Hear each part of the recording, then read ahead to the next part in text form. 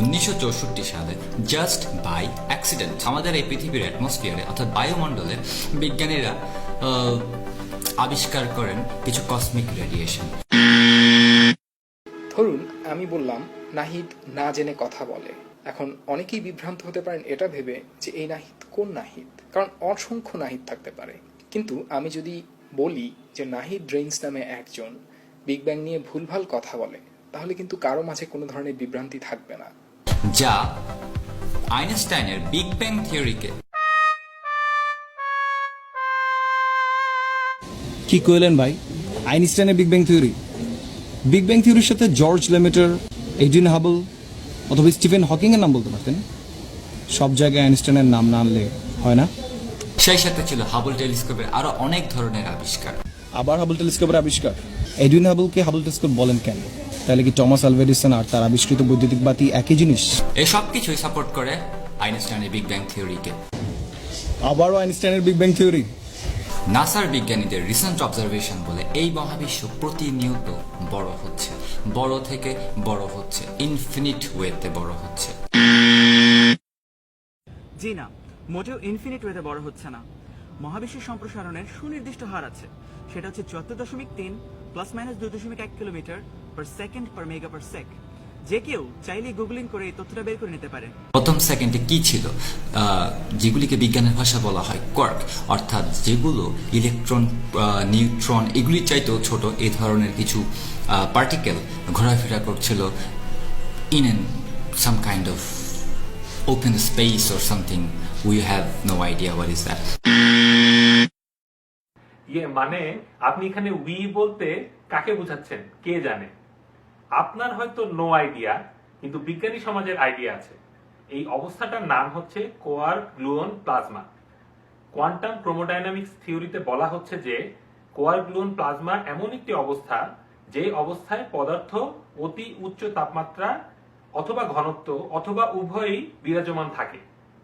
বিস্তারিত জানতে নিচের তথ্যসূত্রে যেতে পারেন কিংবা গুগলও করতে পারেন। তা আপনার গুগল করার সুবিধার জন্য নামটা আবার বলে দিচ্ছি, কোয়ার্ক গ্লুয়ন প্লাজমা। এরপরে এই কোয়ার্ক, বেশ কয়েকটা কোয়ার্ক মিলে ম্যাটার এবং অ্যান্টি ম্যাটার গঠন করেছিল। কোয়ার্ক একটি মৌলিক কণিকা। অসংখ্য কোয়ার্ক মিলে একটি হ্যাড্রন তৈরি করে। হ্যাড্রন একটি যৌগিক কণিকা। এরকম হ্যাড্রনের দুটি সুস্থিত উদাহরণ হচ্ছে নিউট্রন আর প্রোটন। আর ইলেকট্রন কিন্তু কোয়ার্ক নয়। কোয়ার্ক ছাড়াও আরেক ধরনের মৌলিক কণিকা আছে যাদেরকে বলা হয় লেপটন। লেপটনের বৈশিষ্ট্য হচ্ছে এদের স্পিন বা ঘূর্ণন গতি থাকে।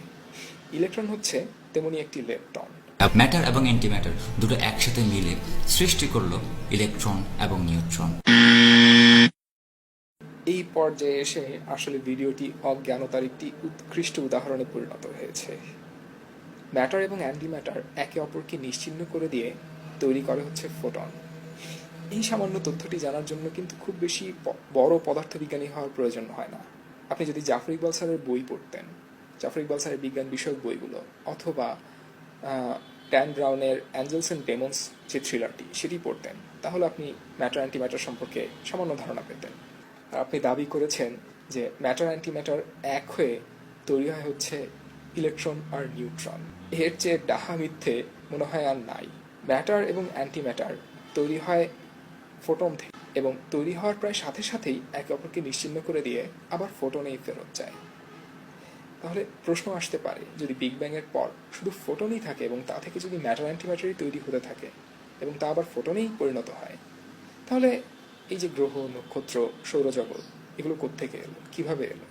সহজ ভাষায় বলি, যখন নাকি ফোটন থেকে ম্যাটার এবং অ্যান্টি ম্যাটার তৈরি হয়, তখন যে পরিমাণ অ্যান্টি ম্যাটার তৈরি হয় তার চেয়ে সামান্য বেশি পরিমাণে ম্যাটার তৈরি হয়। এখন এই সামান্য বেশি মানে কতটুকু বেশি, কি পরিমাণ বেশি? প্রতি 10 বিলিয়ন ফোটনের জন্য কেবলমাত্র একটি ম্যাটার সারভাইভ করেছিল।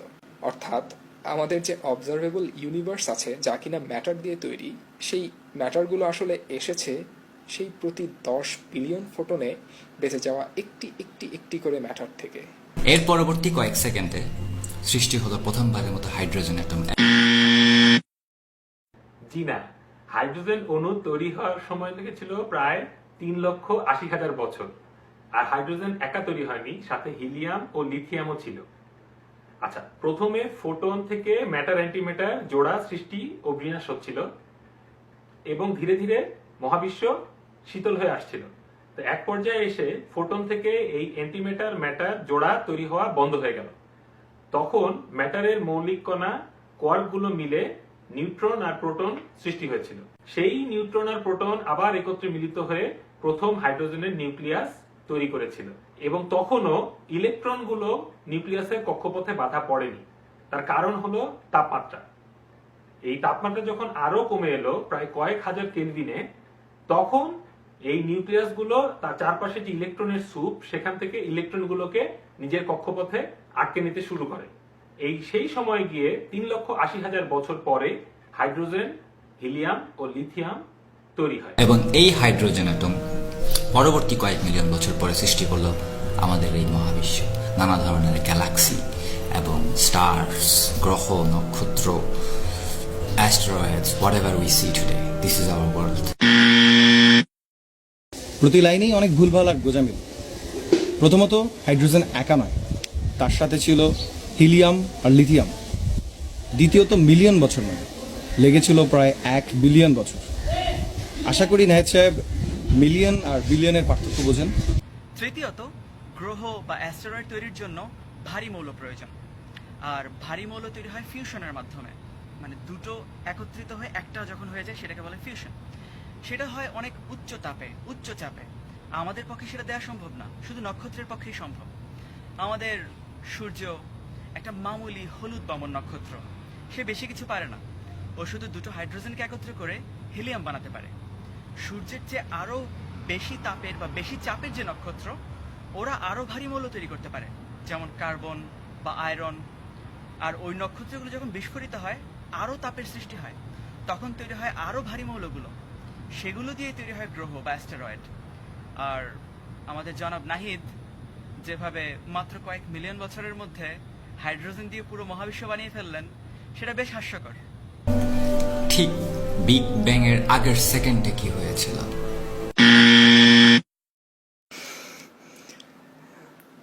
উনি বিগ ব্যাং নিয়ে শো করতে এসেছেন, অথচ বিগ ব্যাং এর আগে যে সময় বলতে কোনো কিছুর কোনো অস্তিত্বই ছিল না, এই বেসিক তথ্যটি একবারের জন্য চেক করে দেখার প্রয়োজন বোধ করেননি।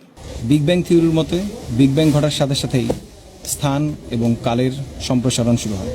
বিগ ব্যাং এর মুহূর্তে টাইম ছিল 0, তারপর থেকেই তা পজিটিভ দিকে বাড়ছে। এর আগে টাইম বা সময়ের কোনো অস্তিত্বই ছিল না, যে কারণে আসলে বিগ ব্যাং এর ঠিক আগের সেকেন্ড বলতে কোনো কিছু নেই। We have no idea what happened before big bang. আমরা শুধু এতটুকু জানি যে বিগ ব্যাং এর কারণেই আমাদের এই মহাবিশ্বের সৃষ্টি হয়েছে। এটাই আমাদের মহাবিশ্ব। এই মহাবিশ্বের কোনো একটা কর্নারে, কোনো একটা ক্ষুদ্র বিন্দুতে, অর্থাৎ আমাদের পৃথিবীতে আমরা বসবাস করি। এখানেই আমাদের সিভিলাইজেশন, এখানেই আমাদের মানব সভ্যতা, এখানেই আমরা বাঁচি এবং এখানেই আমরা মরি। এভাবেই চলছে, এভাবেই চলতে থাকবে। এভাবে চিন্তা করলে আর একাধিক গ্রহ খোঁজার দরকারটাই বা। এভাবে চলছে, কিন্তু এভাবে চলবে না।